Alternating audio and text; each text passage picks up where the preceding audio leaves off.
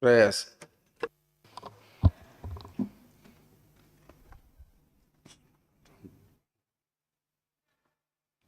Almighty God, who in thy wisdom and goodness has appointed the offices of rulers and parliament for the welfare of society and just government of men,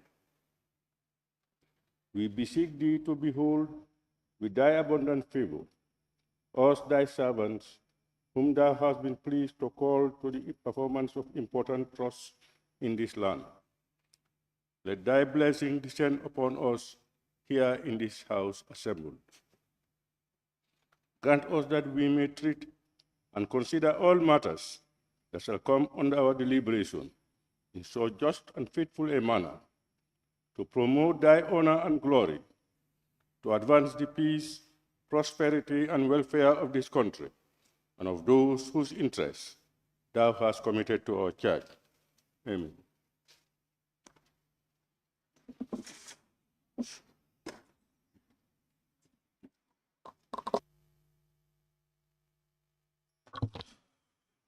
Correction and approval of records of votes and proceedings of the National Assembly sitting of Tuesday, 5th September 2023.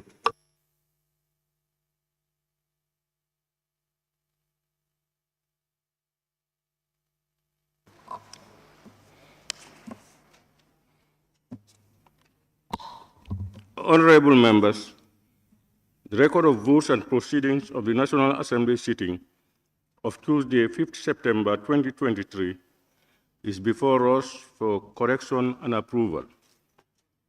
Can any honorable member please move the motion for the correction and approval of the said record of votes and proceedings? Honorable Member for Opanyumi. Thank you very much, Honorable Speaker, for giving me the opportunity. Honorable Speaker, I rise to move the record of votes and proceedings of the National Assembly sittings of Tuesday, 5th of September 2023 be considered for correction and approval. Thank you. Thank you. Any seconder, honorable members? Honorable Member for Nyani. Thank you very much, Honorable Speaker. Motion seconded.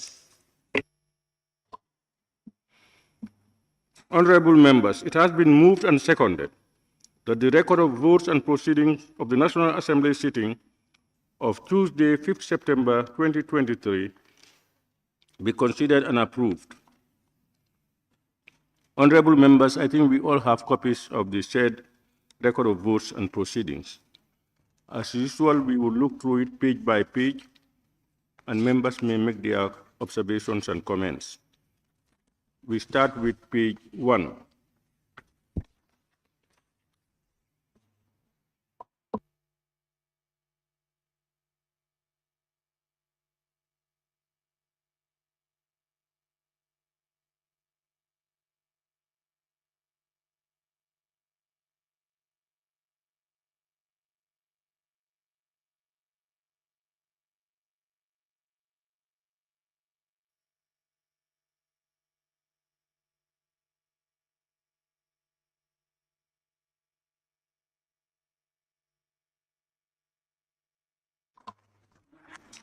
Honorable members, then we move to page 2.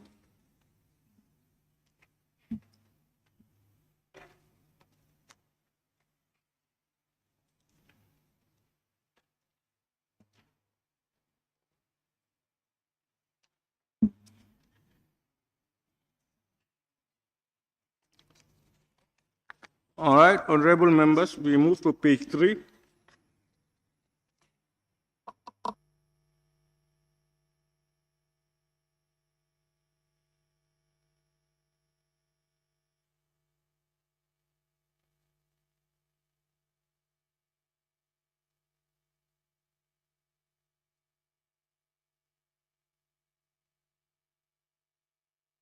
Honorable members, we now move to the last page, page 4.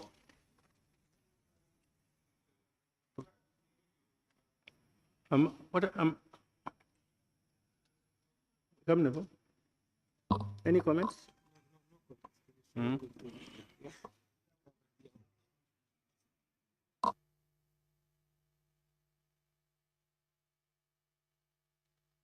Honorable Member for Sabak Sanjal. Thank you very much, Honorable Speaker. Page 4 on the under adjournment, the last line. It says at 15 minutes after 11 o'clock in the afternoon. I believe it should be in the morning instead. Thank you.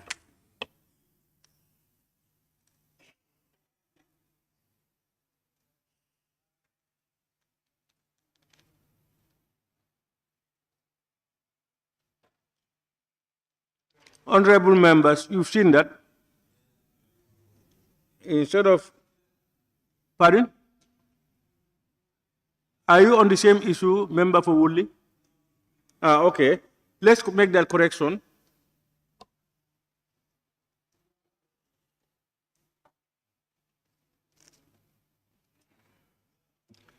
Honorable member for Woodley. Yes, thank you, Honorable Speaker. When you come to, before you come to question put or after question put, the Honorable Minister took permission from the Honorable Speaker to shed light on the motion. Where are you, Honorable member? Page 4. Page 4, which paragraph or section? After the question put and accordingly agreed to, under the Honorable Minister of Defense. Okay, questions put No, and accordingly agreed to. No, sorry. Huh? No, sorry. It should have been page 3. Page 3. It should be the foreign affairs taking permission from you to do explanation has not been captured. That's what I'm trying to capture here. What are you trying to say? It should be page 4. Huh?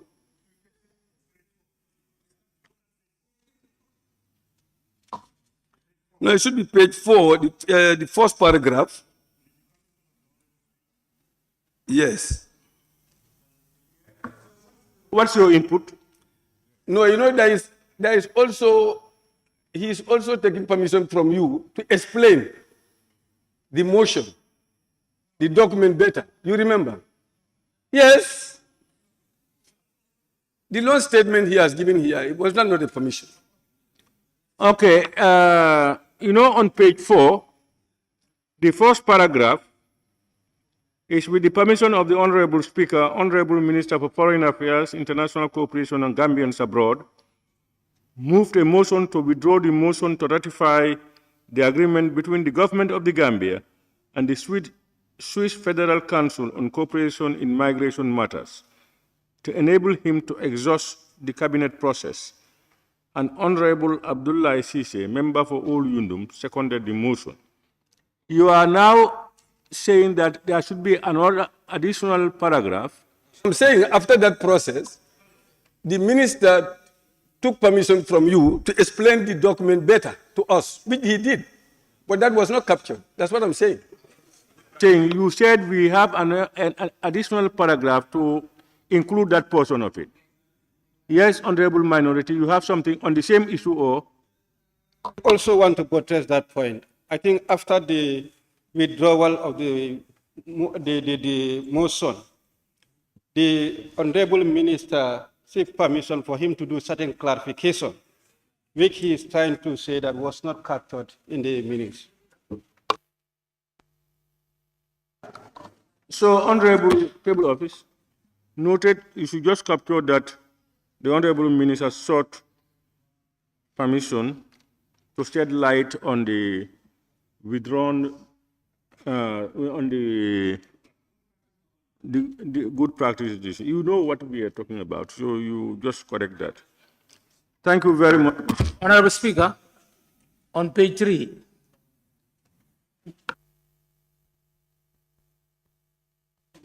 Central Badibu. on page 3, I saw my name on the absent without permission. Didn't you receive my message? I sent you a message. Yes, that I was brief. Through your mobile phone, officer. Through your mobile phone. I call you, you did not receive, and I sent a text through your mobile phone. And I responded. You didn't. Explain why. And what happened? What happened? What was the cause of your absence? I was brief. One of my chairperson died in Badibu Mandori. So I went to attend funeral. I came. I found out that you have closed, but I had my lunch at the canteen.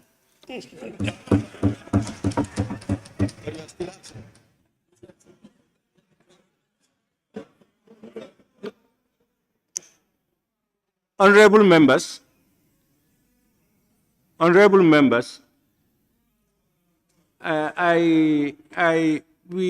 Parliament is an institution where members can come in and out as and when necessary.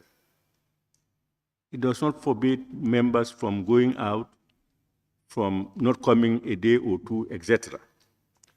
But we also owe it to the institution to have things in order.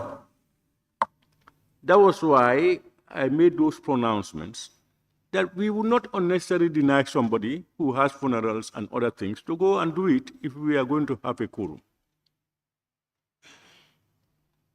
But we want to streamline it. People usually just call the table office or do something and they are gone.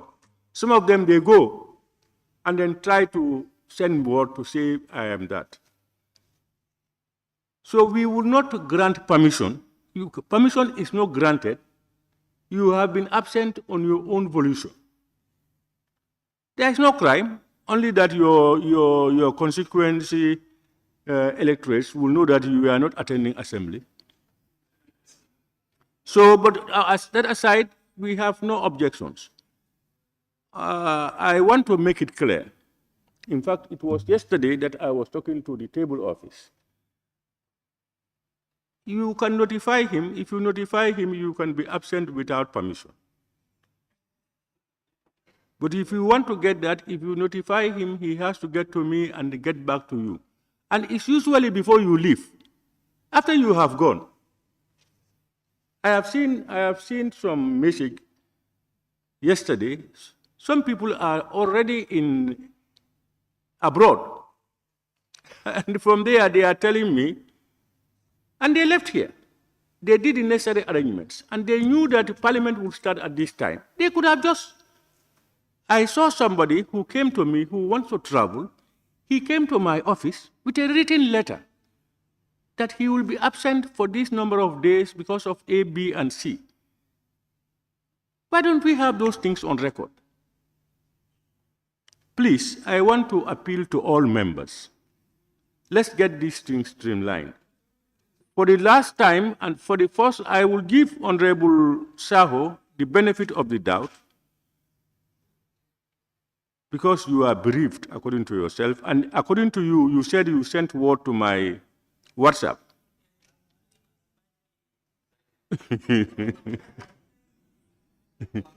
Okay. All right, we will give you the benefit of the doubt. On the table office, just move it from there. Honorable Speaker. Yes. Yes, I understand, not my case, Honorable Speaker, but we need to be clear in this issue. Like you remember, you said informing the table office, that doesn't mean that we are permitted. And I did ask you, since this is an institution, you want to regularize issues, tell us the modus operandi of taking permission. How do you want us to do? Calling you, whether you respond or give us or not. Now, because like when we have emergencies like this, how do you want us to do it? Can we be better informed of the procedure? I think I did explain. One is the formal thing is you write for an excuse. You put it in writing that you have something to go about. There are emergencies that happen, just like the case you are quoting. You let me know, as you will call the table office, who is not with you, you call me and tell me A, B, and C. If you don't get me, you will get somebody. And he will tell me, Honorable so-and-so said A, B, and C. I may call back and then tell you what is the problem, this and that, okay, or whatever. If you cannot at all get me, you call Honorable, my deputy. So the whole thing is to regularize it. It's not an idea where we will unnecessarily deny. Parliamentarians owe it to their constituents when they are briefed, especially certain bets, you go to attend to show your face. That's part of you. So that's what we want. But I don't want the issue. Some people just stay home. I know of members who have not been attending assemblies for even more than the session. They will probably come once or twice throughout the entire session. Yes.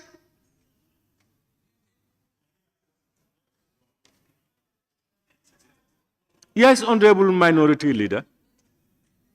To take you, situations of this nature, if the person calls you, could not get you, and you are saying the person can call your deputy. Now, by way of calling the deputy, is it by way of notifying him, or if the deputy can grant the permission, would that be allowed? But not for people to bypass me just because you want to get to the deputy, because you feel that he is the one who may give you permission. There has to be evidence that you have tried to contact me and you could not. Member for Sani Mentoring. Thank you very much, Honorable Speaker. I think this is a very important issue that we need to resolve as soon as possible, because it seems members, or I personally, is not understanding actually how to have reached to you when, may God forbid, if I have disease, if I am briefed or so. There could be instances whereby you and your deputy might all both travel, and we cannot actually have access to you. What do we do in that instance to resolve this? No, that is not it's not likely that I travel together with my deputy.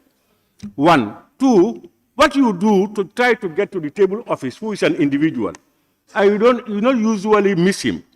You could do the same thing to get to me.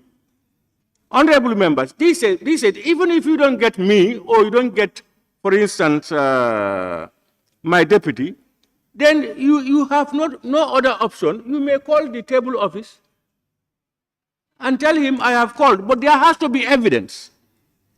You must, if you call me, it will record on my mobile that you called. Not to beep me, just to let it just ring and you put it off. The mobile will tell me how many seconds it has been ringing. How about relating to the majority and the minority? Huh? I mean, how about relating to the majority and the So, minority? honorable members, I think this is very clear. The whole purpose is to make sure there is something on record. That's the purpose. This is an institution. Even if you are in the public service, if you are sick, you must go and show your doctor's certificate or sick leave or whatever. But we are not doing that. We say let's notify each other. Sometimes some absentees cause us a lot of havoc that we may not have even a quorum to go ahead. We need to put all those things into consideration, please. Is it on this matter, Banjul South? Banjul South? Yes, it is on this matter. Yes. Mr. Speaker, this is an institution, and you are only the head of the institution, but we have structures. Why is it not that we send a message to the office of the clerk who can relay it to you? Because at times, you might not even look at your phone. So I think you are only one person, but the office of the clerk is part of the institution. I normally send it to the office of the clerk. Thank you. The office of the clerk, as you send it to him, you can also send it to me. What prevents it? The office of the clerk is not with you. You are either, for instance, writing to him or calling him or texting him or whatever. You do the same for me. Because it's not the office of the clerk that will grant permission. Yeah, but through the office of the clerk, if it's an emergency, because you want to call the clerk, send him a message, the clerk to get to me, that may take time. Why don't you just call me and get me? According if you don't get me, orders, when we travel, we have to send it to you through. When I travel, the deputy. Pardon? When we travel, according to the standing orders, when we seek permission, we send the request through the office of the clerk. So why don't we just follow the same procedure with this one? Yes. What I'm saying is, if it is a letter asking for permission, that's through the normal procedure. That's the office of the clerk who will send it to me, and then I will either grant permission or whatever. That process is the normal process. But there are certain times when those things are maybe too slow for you. You may not be aware, because even if you write, you need to wait for approval granted or not. But usually, we understand when people write, when the clerk comes to me, he explains to me that A, B, and C, but the person, for instance, is gone. And I will say, okay, I will comment that permission granted. So the easiest way you can, please go ahead. If you think you can take it to, if it is letters, you don't write to me, you write to the office of the clerk who will bring it. If it is communication, I am saying you can communicate directly with me. If you don't get me, you will get my PA or somebody else, and then he will communicate to me. If you feel it is easier to do it with the clerk's office of the clerk, please go ahead, tell him. He will notify me. But equally, both the table office and the office of the clerk don't have the right to grant permission. This is what I just want to make clear. So it's faster before you go through a third party in cases of telephone or texts. Just send it to me. Otherwise, you can send it to the clerk will get to me, and I will get back to him. Okay, all right. So, honorable members,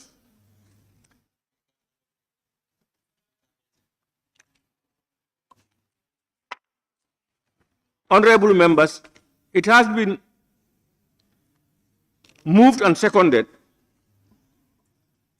that the record of votes and proceedings of the National Assembly sitting of Tuesday, 5th September 2023 be approved with amendments. Those in favor, please say aye. Those not in favor, please say no. The ayes have it.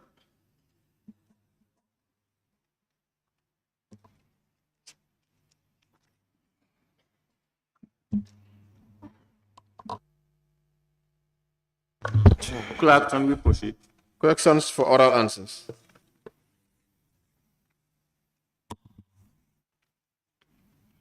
Honorable members, as per the order paper and order 41.1 of the standing orders, today is questions for oral answers. Furthermore, as a reminder, clause 43 of the standing orders limited supplementary questions to 7 in total. 2 for the honorable member asking the question and 5 among other members.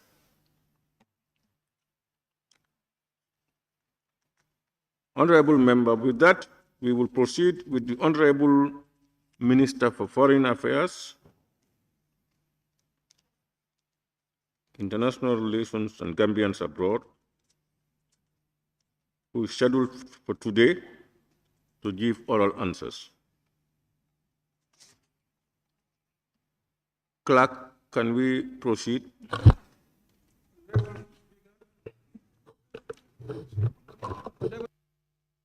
Honorable Member for Bikama North and Minority Leader.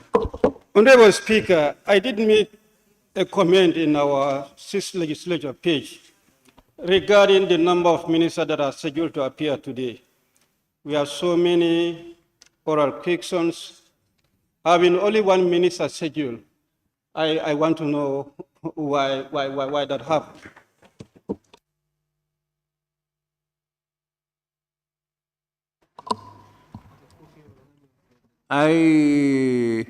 When I looked at the order paper myself, that was the first thing I asked the table office and the office of the clerk. And you know, before they prepare the final order paper for the day, they have to get the necessary documents necessary for that session first. The other thing is they must know that the honorable minister or whoever would be available to deliver his answers or documents or whatever. And according to them, They tried their best, but they could only succeed in getting the Honorable Minister for Foreign Affairs to be here this morning.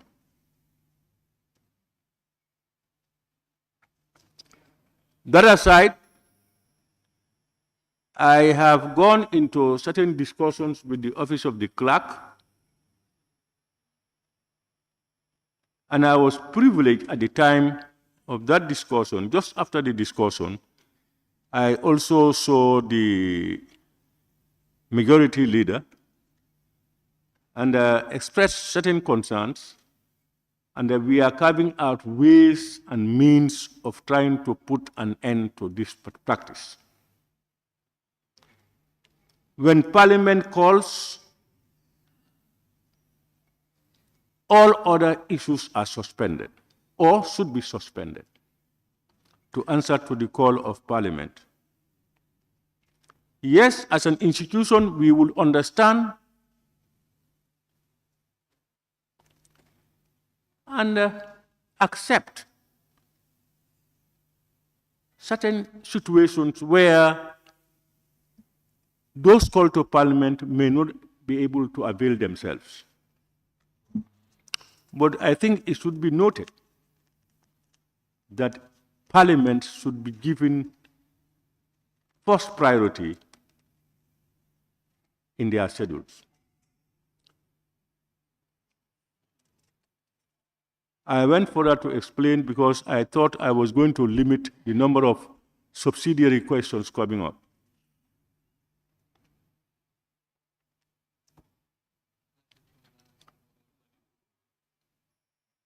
Central Badibu.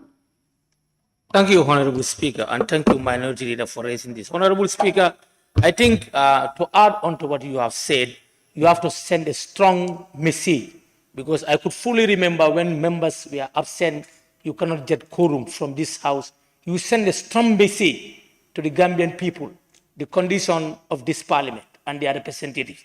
Now, if ministers are not appearing, and most of these questions have a time frame, they can be taken by events. So it will be useless to ask those questions. So I think you need to send strong message to the executive to honor the invitation, particularly on question and answer session. I have told you in not many words that for parliamentarians I speak to you. But for others, I told you, following consultations with the table office and the office of the clerk, we've tried to put in certain things to ensure that we don't have recurrences of this. I made that very clear. And I do agree, whatever reasons, we cannot have a session just to have only one honorable member, minister, available to answer questions, when they have been informed earlier that there will be sessions from this period to this period. Equally, they know that every Wednesday is scheduled for, is put aside for questions. Yes, honorable member for Latrikunda. Mr. Speaker, I Sabi. think I've had my Thank time you. for so long. Thank you very much, Honorable Speaker, for giving me the floor. I was a little bit disappointed when you said you met the clerk, you met the majority leader, but you failed to meet the minority leader, and it was the minority leader who put that questions on the page. Yeah, you So failed like to, the administration is on one side. honorable, you failed to realize the way I quoted it. I think the honorable minority leader understood it. Okay. You were just interested in that. I said, I talked with the office of the clerk and the table office. And immediately thereafter, the majority leader came into my office, and I was opportune to talk to him. That's what I said. I never called him for consultations. I'm not ready. Section 74 and 75 of the Constitution, that is the responsibility of cabinet ministers. If you go to section 75, I want to remind the cabinet ministers that the National Assembly may, by resolution supported by the votes of 2/3 of all the members, pass a resolution pass a vote of censure against a minister or a vice president on the grounds of. So I want to remind the ministers, it's not only the president that can sack them, the National Assembly can also sack ministers. Thank you very much. I'm sure they are well aware of that. Yes, somebody was talking somewhere. Yes, Honorable Speaker, Kia West. Honorable member for Banjul South. Mr. Speaker, I'm not somebody. I'm an honorable member. In fact, a right honorable member. Thank you. Mr. Speaker, I think I'm not going to blame the ministers here. I'm going to blame the table office for failing to make them appear. Because if it was on the agenda, then we will blame them for not coming. I think if we have questions, especially questions that we know that are very relevant and are necessary to be answered as soon as possible, we would need to include them in our agenda and summon. We cannot sit here and blame honorable ministers, unfortunately this time, for not having them in the agenda because they cannot come if they are not scheduled to come. But I think it should be the office of the clerk that should include them in the agenda. Thank you very much. I tend to a little bit disagree. Because one, so many times the table office has prepared the agenda, and the honorable ministers, some of them were not coming at the time. We had to skip it, one. Two, when the agenda is prepared and the order paper is released, the final order paper must reflect and then report to you. What they do is they confirm from honorable ministers, we have your questions coming today, are you available? They will give them one excuse or the other. So if we are not to dodge responsibility, we cannot apportion that blame to the table office. They have adequately advised us that what they have been, this is what is happening. And it is reported to you. Honorable Speaker. Let's change, yes. Just wanted to that we wanted to partially on the game. We don't say from taking our response. I want to tell you, they started contacting the minister yesterday. And our practice is every Monday early morning we send out all the questions. We failed to do yesterday. Monday. To send out the question. The question schedule. Minister should be scheduled for welcome. Every Monday, the minister that we are scheduled on Wednesday, we send notices, despite them on Monday, which we failed to do this in this instance.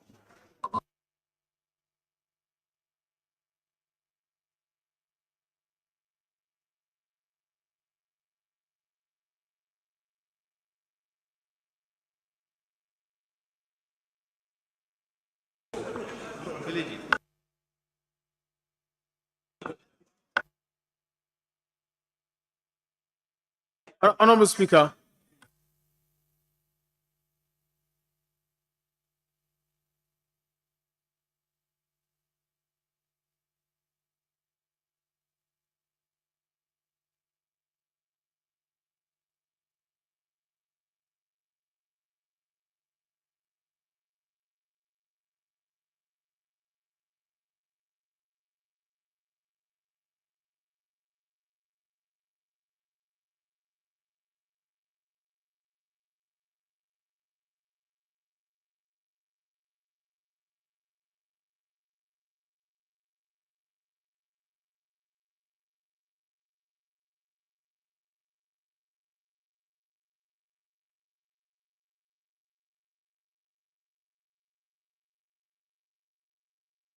Honorable Speaker.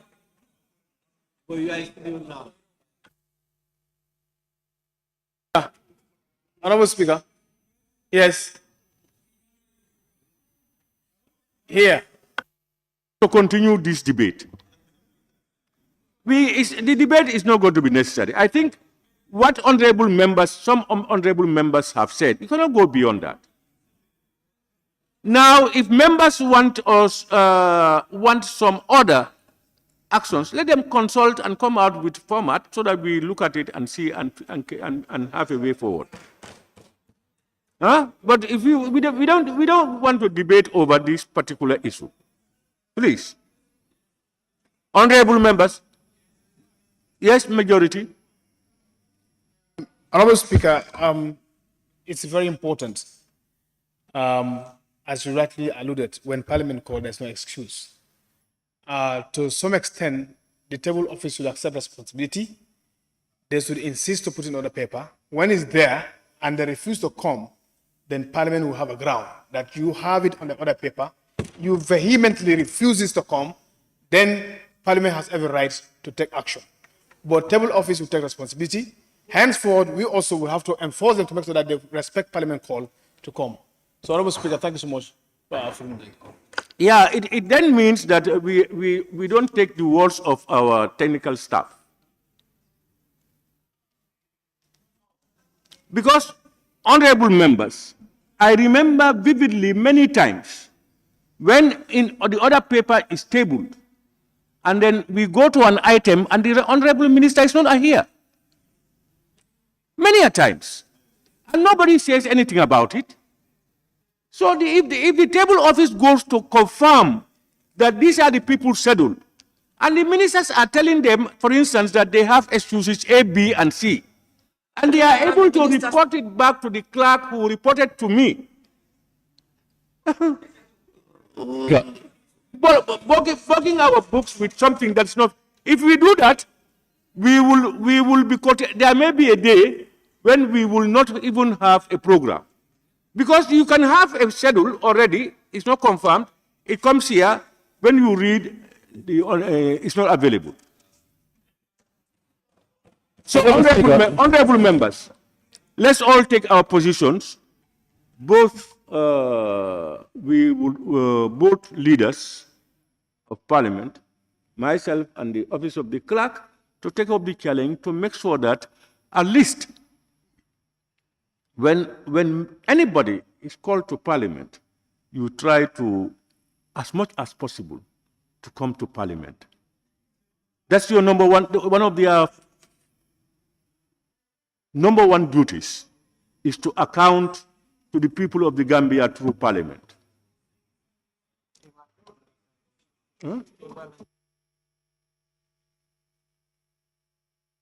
As I said, let's not try to debate over this issue. We can brainstorm ourselves. You can brainstorm among yourselves. Come out with whatever you want to come out with. Mr. Speaker, this one is important. Let's progress, please. As important as it is, it cannot be resolved on the floor of the Parliament like that. People are only going to talk about opinions. Mr. Speaker, people raise their concern, and we also have a concern about. So we should be given an opportunity to do that. Pardon? Equally important. I said this one is equally important. We are not talking about this important. Then put your heads together and come out with a solution or suggestions. This is what we are saying. Mr. Speaker, but you given others opportunity, and you are not ready to give others opportunity. It does not mean when you give others, you should give everybody. There must be a limit to everything. No, that's not the case. If they want to speak, they will raise up their attacks. Yes, that's why I said it's not necessary for us to debate over this thing. It's not a debate. Yes, it's debating. It's not. Honorable member, clerk, can we proceed, please? Honorable Speaker, it's not. This is repeating itself over and over. And I think when we want to speak, you should give us an opportunity to speak. Of course we are. Of course we are obeying the standing order. This assembly is flouting rules here every now and then.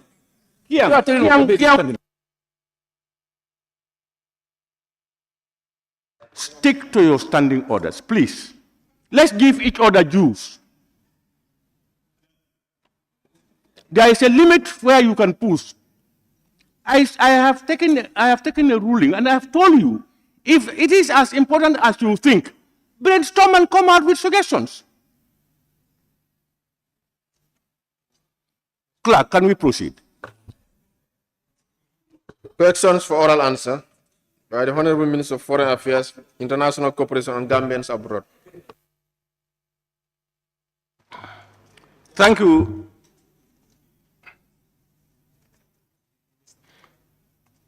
Honorable Minister for Foreign Affairs, you may take the podium.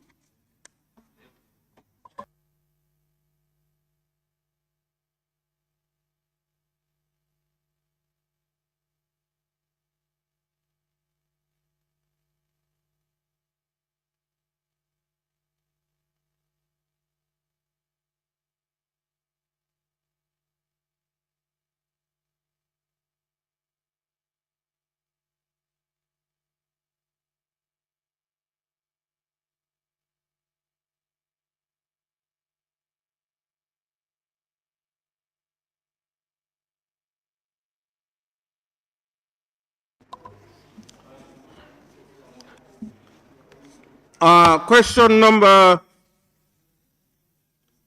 261 of 2023, Honorable Member for Janjambure, but I understand he has authorized the Honorable Member for Busumbala to read the question on his behalf. Thank you very much, Honorable Speaker. I read on behalf of Honorable Member for Janjambure. Honorable Speaker, could the Honorable Minister for Foreign Affairs, International Cooperation and Gambians abroad update and provide this August Assembly with the agreement document signed between the Gambia government and German government?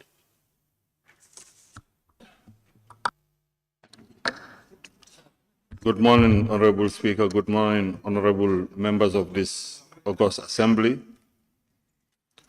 Honorable Speaker, indeed, bilateral relations between the Gambia and the Federal Republic of Germany have improved ever since the change of government in 2017. This has been manifested by the visit to the Gambia by the President of Germany, Dr. Frank-Walter Steinmeier, in December 2017.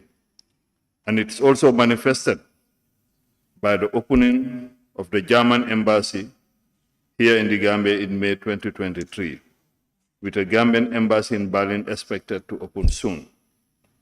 Having said this, Honorable Speaker, it is not clear to me which signed agreement document is being referred to in the question, and on what sector or area the said document covers. Nevertheless, I would like to clarify to this August Assembly that the Gambia government has not signed any bilateral agreement with the Federal Republic of Germany concerning any sector or on any subject area, and the Ministry of Foreign Affairs, International Cooperation and Gambians abroad is not aware of any such agreement documents between the two countries.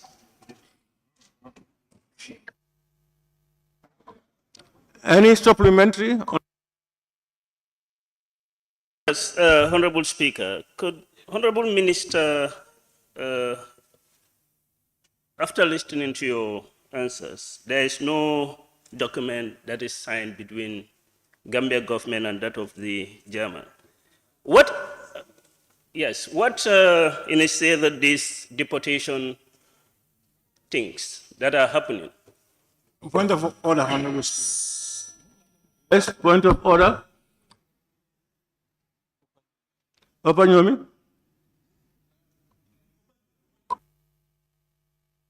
Honorable Speaker, I withdraw. Thank you.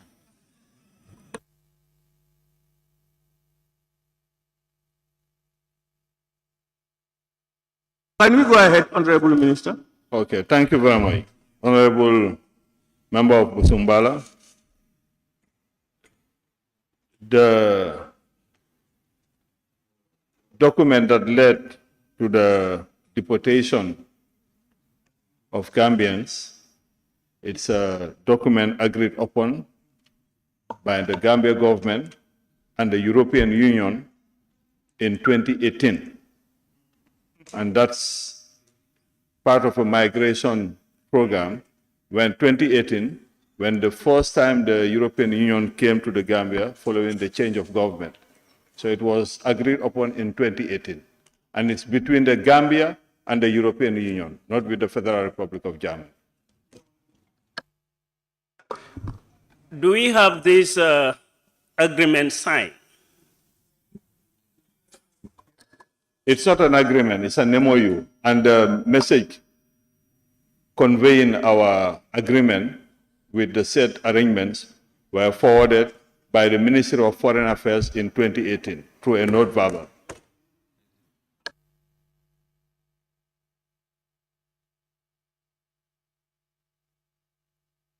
Honorable members, I just want us not to go out of the question. The question is inquiring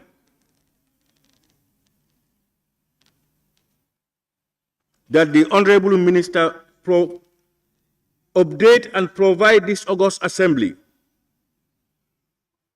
Provide this August Assembly with the agreement document signed between the Gambia government and the German government. And the Honorable Minister's response to that is there was no document signed.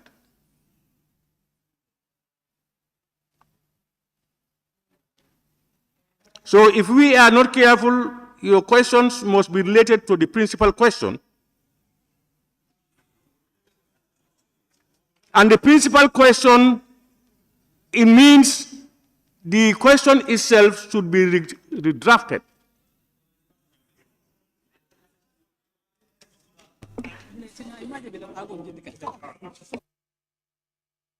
Members to put that, to please note that. I now invite the Honorable Member for Latrikunda Shabigi. Thank you very much, Honorable Speaker, for giving me the floor.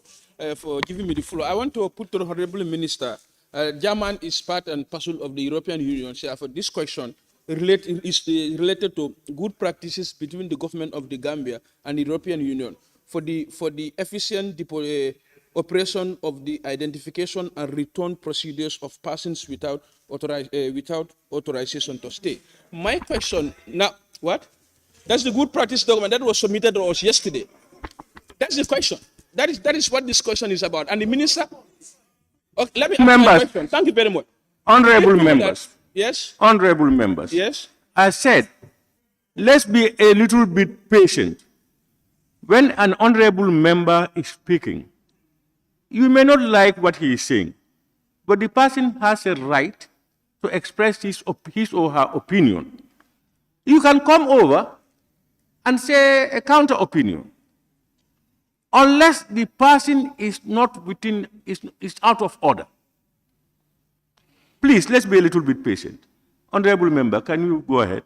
Thank you very much, Honorable Speaker, for that wonderful ruling. Honorable Minister, is it true that since this particular agreement has been signed between the European Union and the Gambia, already the EU has paid over 15 million euro to help these returnees when they return back? That is where you have the NEDI and the YEP project. Is this question true, whether 15 million euro has already been disbursed to the government of the Gambia? That is out of the text. The 15 million euro has nothing to do with what the principal question is, Honorable Member. Honorable Speaker, you wait until the Honorable Minister said no. It's me, it's Honorable Minister, is not, I am also the chair. I am also the on the table to make sure that it goes by regulations. This is why I made that mention. Let's be careful. We will not deny anybody from asking questions, but it must be as per our own regulations.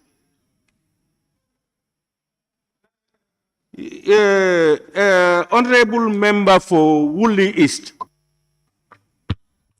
Yes, thank you very much, Honorable Speaker. Honorable Speaker, since our people are mostly migrating to Europe, Germany, etc., for labor reasons, because of the unfavorable economic and social conditions in their own home country, they do not normally intend to permanently live there, or to simply engage in work and earn something and come back to their country.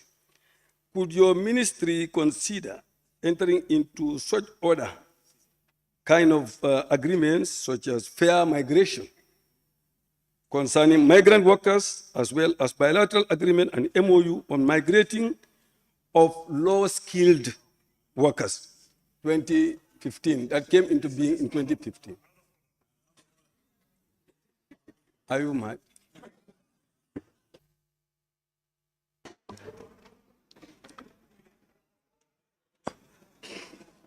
Honorable Member for Woolly East.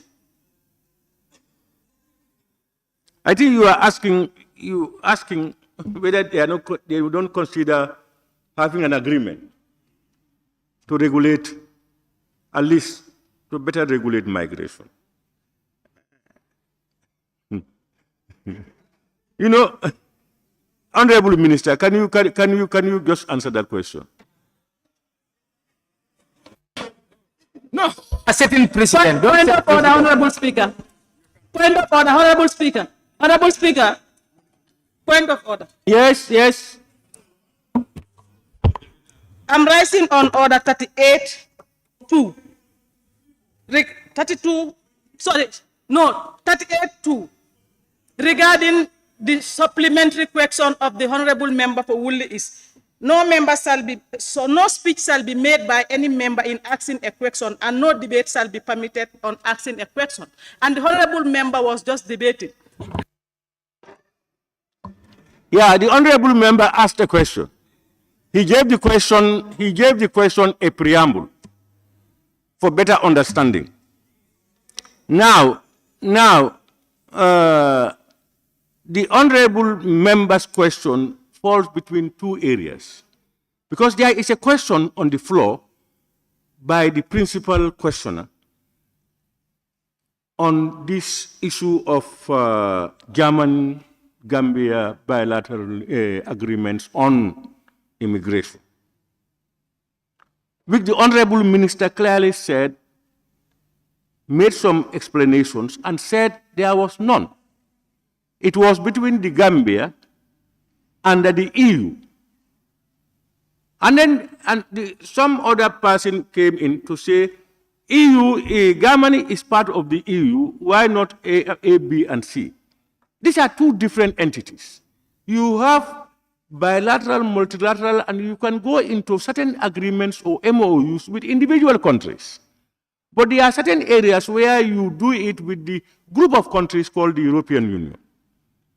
So what he is asking, I want to give the benefit of the benefit to the minister to respond or not to respond. That's why I called him to come in.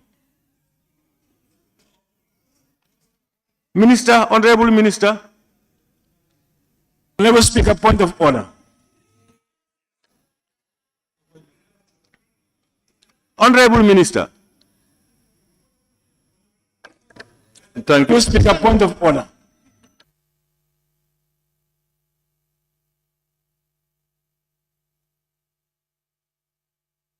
Please, is it open, Yomi? Honorable Speaker, for the 3-4 supplementary question. A supplementary question shall not be in order if it introduces matters not included in the original question and the answer provided. Yes. And what the member is asking is not from the original question and it's not from the answer provided by the minister. Point of order, Speaker. So please. Honorable members, if look at the question and look at the answer. The honorable minister's answer to the principal question went beyond what was requested of him. And that he captured areas probably not relevant to the question, but to elucidate and to explain better to parliamentarians. And both the question and the answer determines the supplementary questions. It is. Can I help the Speaker? Honorable Speaker. Honorable members. Honorable Speaker. Honorable members, I think it's the same thing you have quoted, and I put it. I am not in agreement. Honorable Minister, can you take up the floor and say what you want to say? Thank you very much, Honorable Speaker. Point of order, Honorable Speaker. Honorable Speaker. Point of order. Speaker, it's a different one. It's not on the same point of order. Minister, can you please go ahead? Point of order, Honorable Speaker. Honorable Speaker. My friend. He cannot. I think I can bring some clarification on. For your information, Honorable Member of Woolly West, we are aware of the point of order, Honorable Speaker. Okay, sorry, Woolly East. Honorable nominated member, I think it's Keba. Can you look at section 39, Keba, of the standing orders?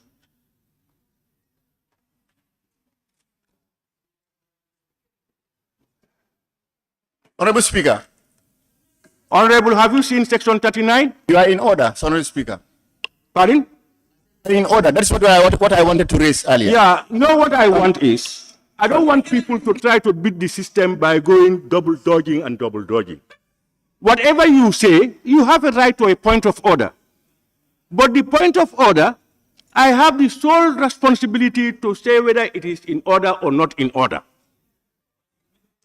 If I have made a decision and you want to cut it short, I will not tolerate that.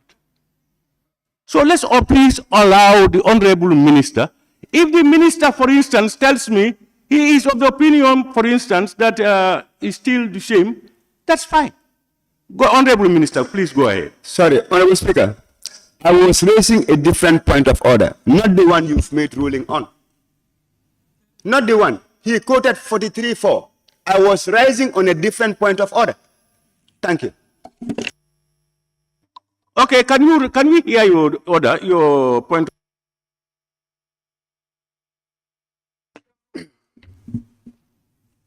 Honorable Speaker, I'm rising on point of order 43.3.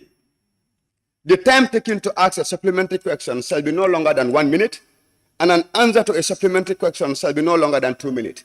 The honorable member for Woolly East asked this question at 11:25. Currently, our time is around 11:40.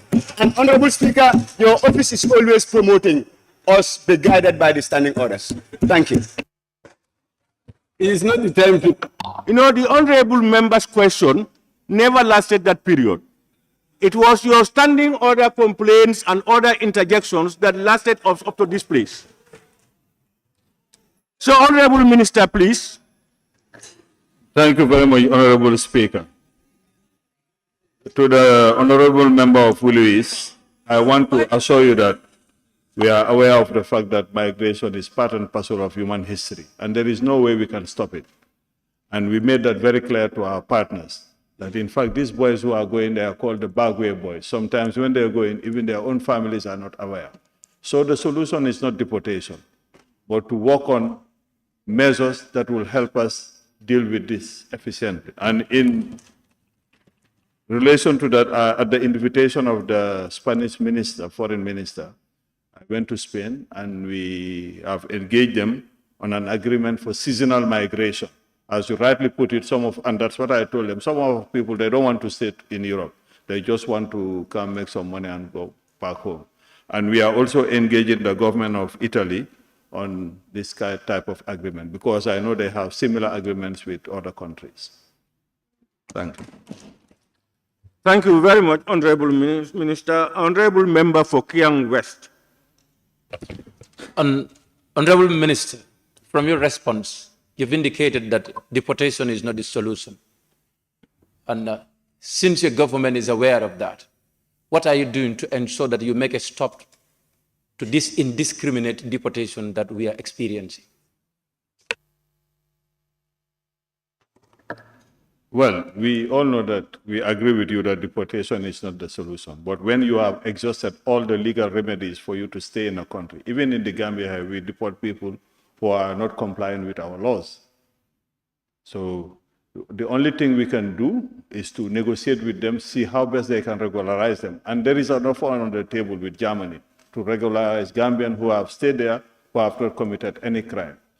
Now, we are also duty-bound by international law when it is established that you are a Gambian and you have all the documentary evidence. We cannot refuse you to come back to the country because we cannot render our citizens stateless. And today you have to understand also that we live in a different era. At first, people will go travel, throw their passport, and they will not be able to identify them. And if I show you a photo that I have on my phone, some of our citizens did the same thing. But the immigration will collect everything and send it to the embassy. But what they forget is that once you are entered in the system, there is no way you can claim that you are not Gambian. So now even when they are asking for the documentation, they themselves will send you all the evidence. So you have no other choice than to accept your citizens. What is with heavy heart that we accept our citizens. We know that families put a lot of investment, a lot of efforts to get their children thinking that the roads of Europe are paved with gold, which is in fact not the reality. And that's why yesterday I was saying that this should be a national debate. This goes beyond partisan politics. We have to sit and have a serious debate about this issue of migration, because we are losing some of our young, valid, ambitious young men. When they go with a lot of ambition, and unfortunately, some of them will come back with mental issues.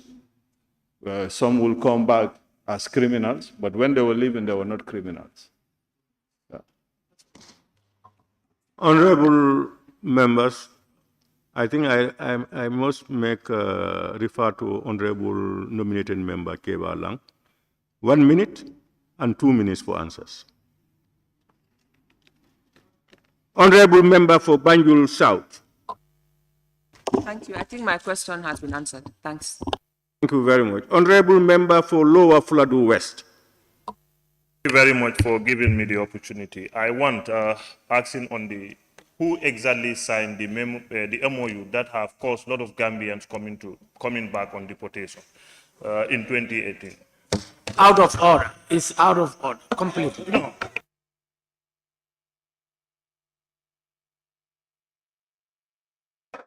Honorable Minister, can you answer the question?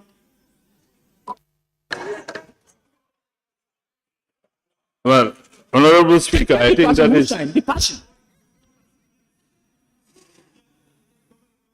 It's easy to verify who was the minister in 2018. And besides, government is continuity.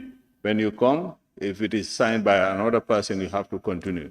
But it's easy to verify who was minister in 2018. Thank you. Which month was this signed? Which month? Which month? Speaker. Honorable members. Speaker, please, my question is not answered. I want to be specific who signed. Honorable member, your question was signed by the government of the Gambia. Period. Honorable members. Then Minister. Honorable members, sometimes I want to believe that Gambians would sit outside and listen and look at us and begin to wonder what's happening. We are here to represent Gambians, and we are different people from different backgrounds, different political parties, different everything, but all with one objective: that's the betterment of the Gambian people. So we will have diverse opinions. We must tolerate that. If you only want to hear what you want to hear, then this place is not your place. Speaker, with due respect, please. Honorable member, I am on the floor. Honorable member. Honorable member, please. I am on the floor.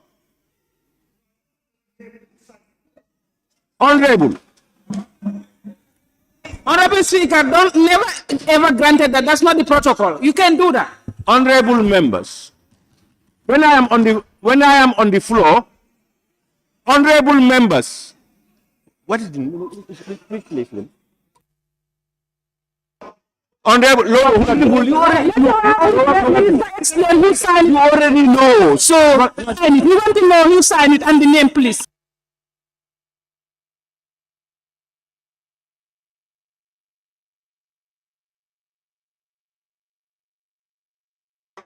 Honorable member of the person, honorable member for Lower Fuladu, former minister. Which month was he signed? Honorable member for Lower Fuladu. Honorable member for Lower Fuladu. Honorable, you must change. You must stop those type of things. Please. And honorable members, when the speaker is on the floor, you just have to sit down and listen.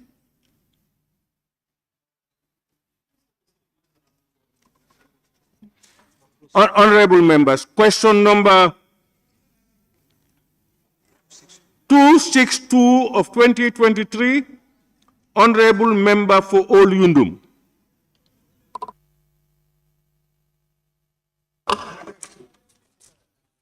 Thank you so much, Honorable Speaker.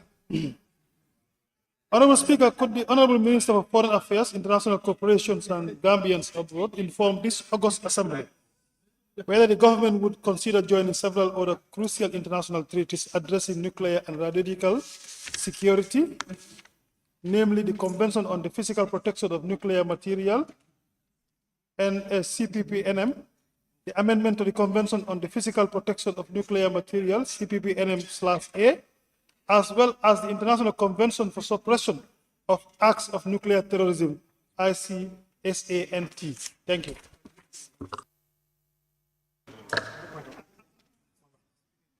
Thank you. Honorable Speaker, the Gambia has always advocated and stood for peace and security in the international arena. This has proven with our participation in peacekeeping missions around the world, as well as our long-term involvement in preventive diplomacy. It is therefore in this regard that the Gambia government will always support any initiative geared towards ensuring global peace and security. However, given that the Gambia has no expertise, experience, or interface with nuclear technology, material, or weapons, the mentioned treaties are yet to be signed and/or ratified. Bearing in mind that the international security landscape is not constant, but ever-changing, the Ministry of Foreign Affairs will endeavor to work with relevant stakeholders on this very important issue. Thank you. Any supplementary, honorable member? Thank you so much. No, okay. Thank you. Do you have any? No submission for supplementary questions. Okay, thank you very much. Question number 263 of 2023 by the honorable member for Upper Salum. Thank you, Honorable Speaker. Honorable Speaker, would the Honorable Minister for Foreign Affairs update the August Assembly if his ministry has a foreign policy as well as foreign service regulation that guides them in their work? Thank you very much, Honorable Member for Upper Salum. Honorable Speaker, as a strategic institution of the state, the Ministry of Foreign Affairs has the overall mandate to implement the foreign policy objectives of the Gambia with the ultimate aim of promoting, safeguarding, and achieving the country's national, political, and socio-economic interests. The foreign policy of a state usually refers to the general principles by which a state governs its reaction to the international environment.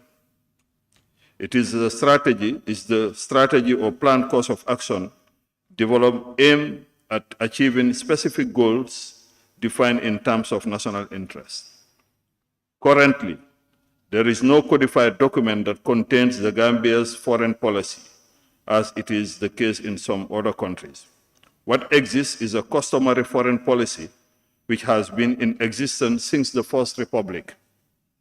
Over the years, our customary foreign policy was and is being pursued within the guiding principles of good neighborliness, non-alignment, neutrality, promotion of human rights, mutual respect for the sovereign equality, independence, territorial integrity of states, the maintenance of international peace and security, and the promotion of friendly relations among nations. The principles that guide the Gambia's foreign policy are also reflective of the principles of the Charter of both the United Nations and the African Union. Even at the United Nations, African Union, etc., our pattern of voting on presented issues correspond to our position on the said principles guiding our foreign policy. Furthermore, pronouncement from His Excellency the President on the Gambia's foreign relations also determine and sets the Gambia's foreign policy objectives. Honorable Speaker, regarding the Foreign Service Regulations, the second edition was revised in 2012, and the third edition has just been revised and finalized, and is now awaiting circulation to Gambia missions abroad and other stakeholders in the country for their inputs before presenting to Cabinet for its validation and use, together with a recently developed posting policy.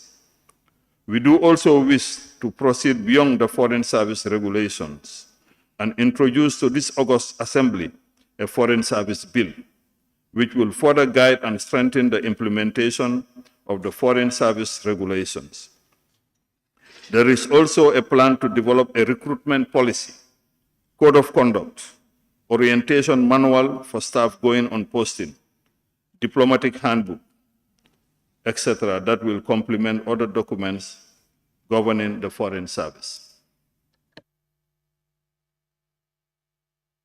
Honorable Member. Yes, thank you very much, Honorable Speaker. I think the response really was clear and apt because I was looking forward to him to bringing a bill that would actually give guidance to the Foreign Service regulation. So since he said that a bill will be here, so I'm fine with it. Thank you.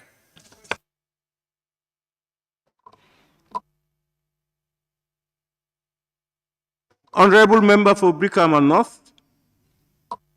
Thank you very much, Honorable Minister.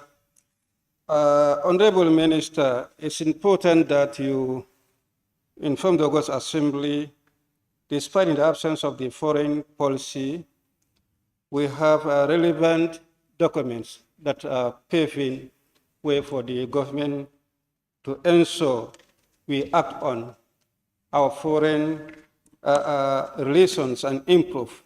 And in this plan to have the Foreign Service Bill and regulations. However, does your ministry has any plan to bring or to formulate the foreign policy? Honorable Member of Brikama North, I did not say that there is an absence of foreign policy. We do have a foreign policy. If not, then we'll be going blindly, not knowing what we are doing. What we said is we do not have a codified foreign policy document.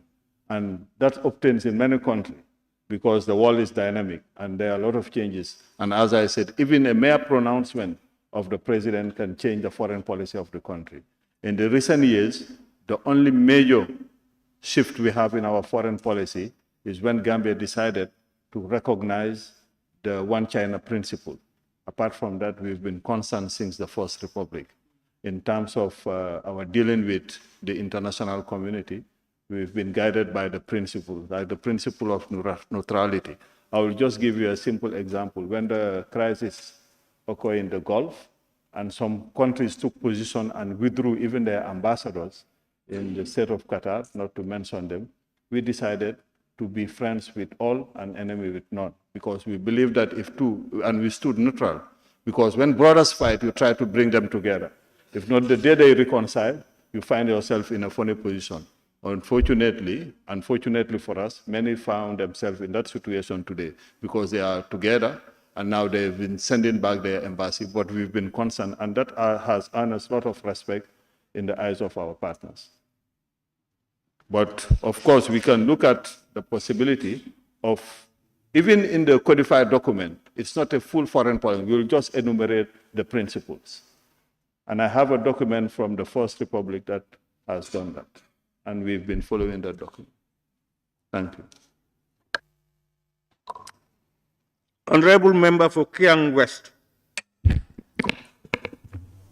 Honorable Minister, Foreign Service regulation is an important guide to ensure that we keep the sovereignty and the integrity of this country and as decent as it is. Do you ensure that any citizen who is going to be deployed to foreign service meet the requirements as qualification and also have the integrity to represent this country? And did you receive anybody to be withdrawn from foreign service because of misconduct? You have so many questions in one. You better ask, you only have to ask one question. Honorable Minister, do you ever receive any withdrawal from a foreign service officer due to misconduct, and where and when? Honorable Speaker, point of order.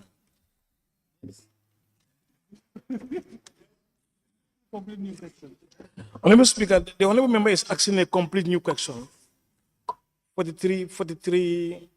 4, a supplementary question shall not be in order if it introduces matters not included in the original question and the answer provided. And the honorable member is asking for foreign policy as well as foreign service regulation. That guide would not be drawing somebody also for misconduct. Thank you.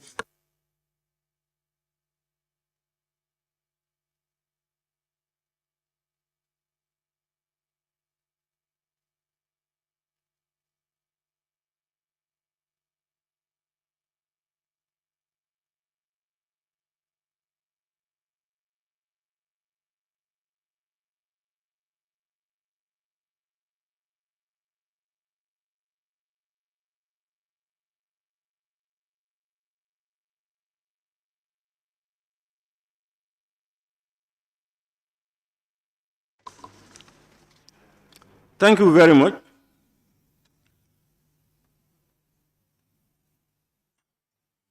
Point of order sustained. Honorable nominated member Keba Lamfofana. Thank you very much, Honorable Speaker. Thank you, Honorable Minister. Honorable Minister, you did enlighten the Parliament, and you did say that a foreign policy normally expresses a country's general principles with regards to how it reacts with the international community. And you did indicate that currently we do not have a codified foreign policy in the Gambia, but what obtains is the customary one.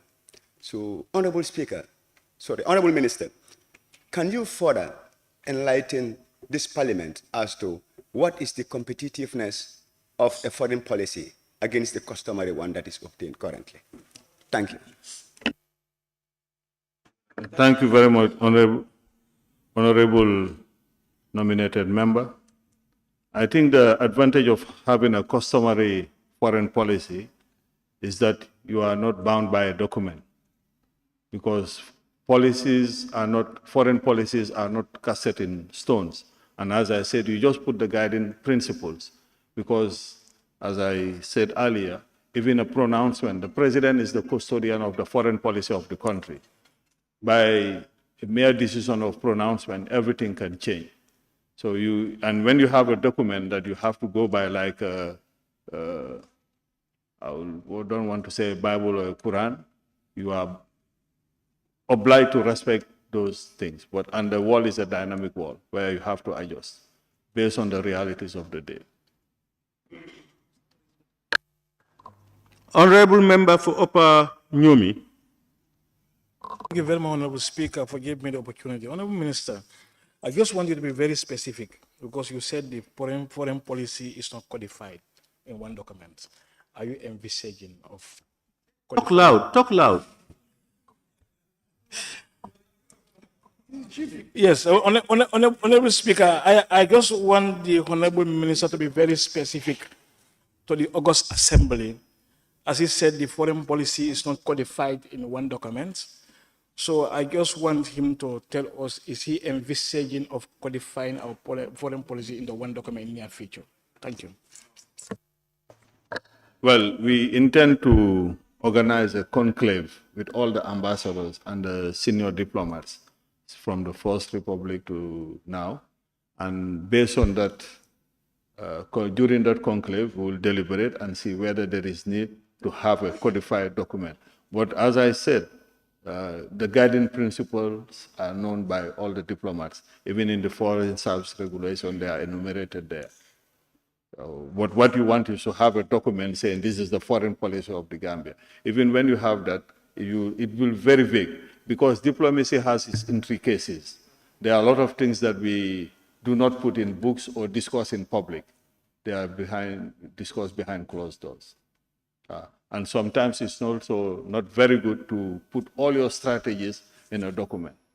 Yeah. Because don't forget that most diplomats, their role also is to gather intelligence for their countries. Yeah. Honorable member for Nyanija. Honorable Speaker, I'm withdrawing. Thank you.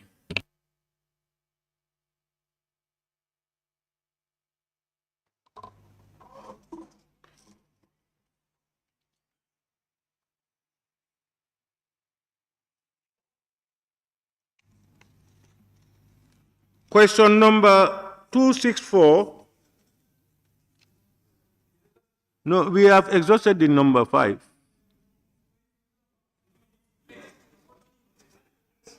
We have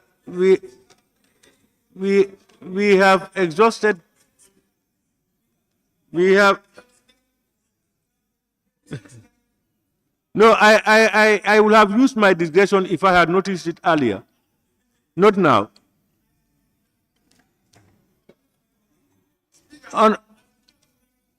Pardon?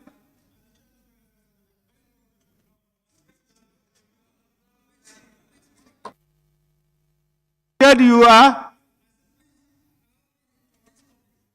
I'm saying, allow me on this topic, very important. Just very small question, but very, very important.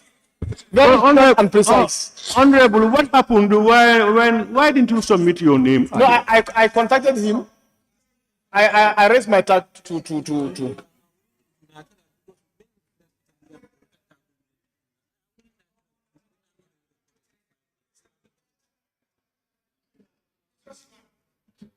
Honorable, I am just informed that your tag was up after the closure of the.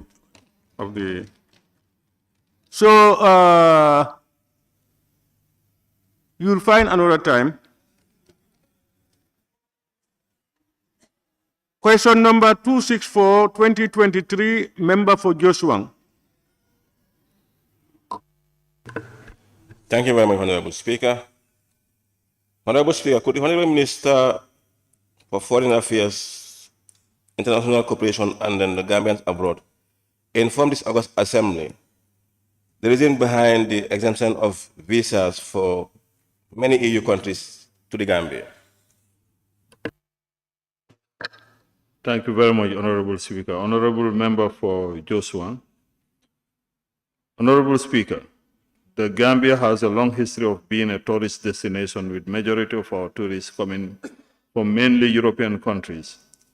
With tourism being a significant contributor to our national economy, it is prudent to facilitate travel measures that will encourage EU citizens to continue choosing destination Gambia, as opposed to our competitors within the sub-region. It is within this context that the stakeholders decided to design specific visa measures geared towards tourism development in the Gambia. Honorable Speaker, it is also important to mention that in the spirit of African brotherhood and unity, the Gambia has also exempted citizens of EU member states from acquiring entry visas before traveling to the Gambia. Citizens of Commonwealth countries are also exempted from acquiring entry visas before traveling to the Gambia.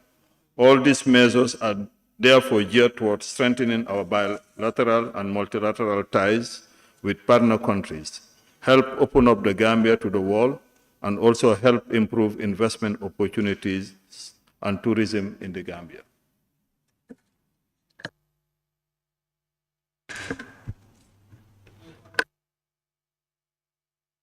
Any supplementary question? Yes. Honorable member for. Huh? Yes. He has supplementary? Yes. Thank you very much, Honorable Minister. According to your response, you mentioned the issue of issuing visas to tourists coming to the Gambia. Honorable Minister, are you aware that there were some National Assembly members who were traveling to Belgium who were denied visa to enter in Belgium? They were going there based on parliamentary assignment and they were denied visa. Are you aware? If yes, what is your take on that? No relevance. No, it's important, Honorable. This is part of it's about visas. This is about visas, Honorable Speaker. No. You were inquiring visa exemptions. Exactly. Yes, and that has been answered. But the response is the reason why. Honorable, I ruled it out. Yes, any other supplementary question? Yes. Yes. Honorable Speaker, you've ruled out my question, but I think it's more than for him to respond. The next. Anyway. Honorable, take your seat. On my second question. Honorable, take your seat.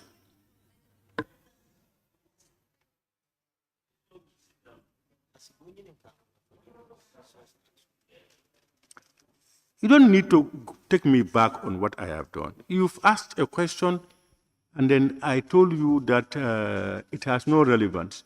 You want to ask another question, just ask the question. Please, go ahead. Thank you. Honorable Minister, are you aware of the loss in revenue these embassies are facing based on this visa exemption?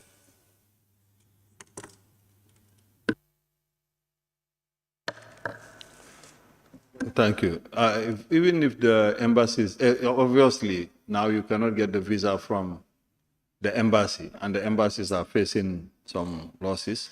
But once they arrive in the Gambia, they pay it. It always goes back to the Gambia government coffers in principle. Because it's not for free, but when they arrive at the airport, they pay there. So immigration department is benefiting, and the embassies are losing. Honorable, please. Honorable member for Banjul South. Thank you. Honorable Speaker, according to Honorable Minister's response, he said that those visa waivers open up the Gambia to other countries. Why those countries also open up to the Gambia? Because visa waivers should be reciprocal. If we waive visas for them, they should also waive visa for us. Thank you.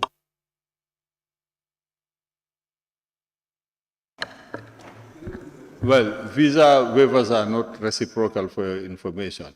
This is something that you arrange. But when you see that it's to your advantage, because I remember then the Minister of Tourism arguing that we needed to open up because we are losing out to our competitors. Because for some people to go and wait for days to acquire a visa, they would rather go to countries where they don't require that. But of course, ideally, if we can have a reciprocal arrangement, that would be ideal. Yeah. Honorable nominated member Fatou K. Jawara. Thank you very much, Honorable Speaker. Part of my concern has been, question has been asked by the member for Joshua, but notwithstanding, Honorable Minister, have you consulted a majority of Gambians before reaching into such conclusion?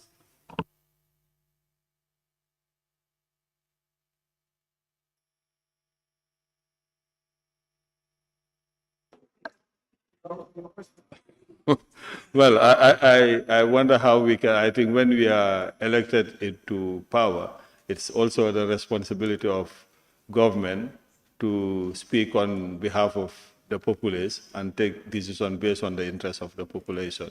And that's what I think, in order to open up our tourism industry, which is key for the economy of this country, that the Minister of Tourism, I fully remember, proposed to Cabinet for us to have this visa waiver.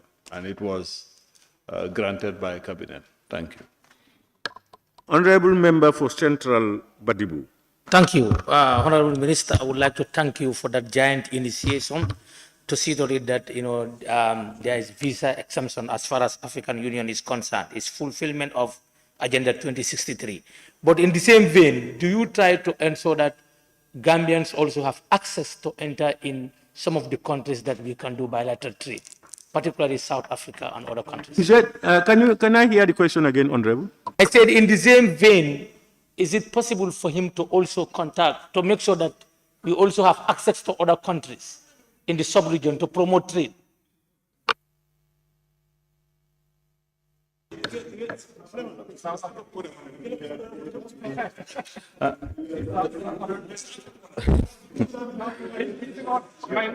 Thank you very much, Honorable Member for Central Badibu. As I said, ideally we want it to be reciprocal. And if you follow social media, the comments of the Kenyan foreign minister went viral. It's the same decision that we've taken here, but it didn't go as viral as his. So we believe that that will have a contagious effect and other countries will follow suit. Because ideally we will need an Africa without borders for Africans. Thank you. Honorable member for Sabak Sanjal. Thank you very much, Honorable Speaker. Honorable Minister, in your response, you said even though there is visa exemption, but there is a particular fee that they normally pay at the airport with immigration. When last what was that visa fee or entry fee increased? Because we realized that visa fee has been increased for Gambians going to Europe. Thank you. Well, to be quite honest, I'm not aware of embassies increasing visa fees. But what I said, they are exempted from acquiring visas before traveling. It's not that it's free for them. But when they arrive in the country, if they have to pay, they pay. To be quite honest, I don't even know how much they pay. Honorable member, what he's saying is, if you are traveling from UK to come to the Gambia, instead of going to the Gambian embassy to queue for a visa, you can just fly in. On arrival at Banjul International Airport, you will be granted visa, but you make some payments. Honorable member for Kantora. Thank you very much, Honorable Speaker, for giving the floor. Honorable Minister, it's a well-thought policy for visa exemption, of course, in the spirit of cooperation and bilateral agreement. Do you deem it prudent also to re-engage, having given this kind of opportunity, for them to reciprocate in terms of when our citizens are rejected, they are refunded their monies back to them? Thank you. Well, I think that will be very difficult, Honorable Member for Kantor and Majority Leader, to ask for the refund of visa fees, because these are administrative costs. And that's within their purview. We cannot ask that, because this is work that they are doing. When you are applying for visas, you have to pay a certain number of things, but that is not a guarantee for you to have the visa.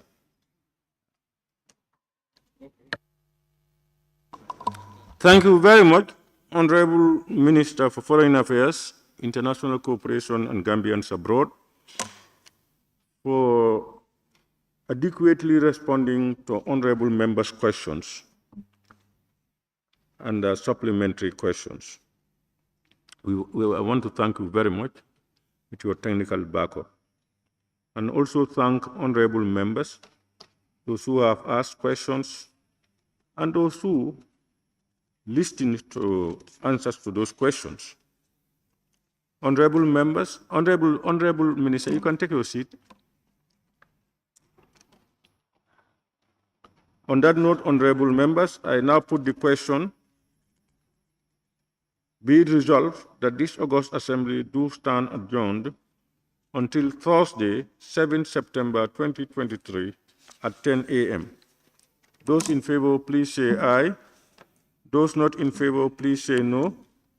The ayes have it. The Assembly now stands adjourned until Thursday, 7 September 2023 at 10 a.m. prompt.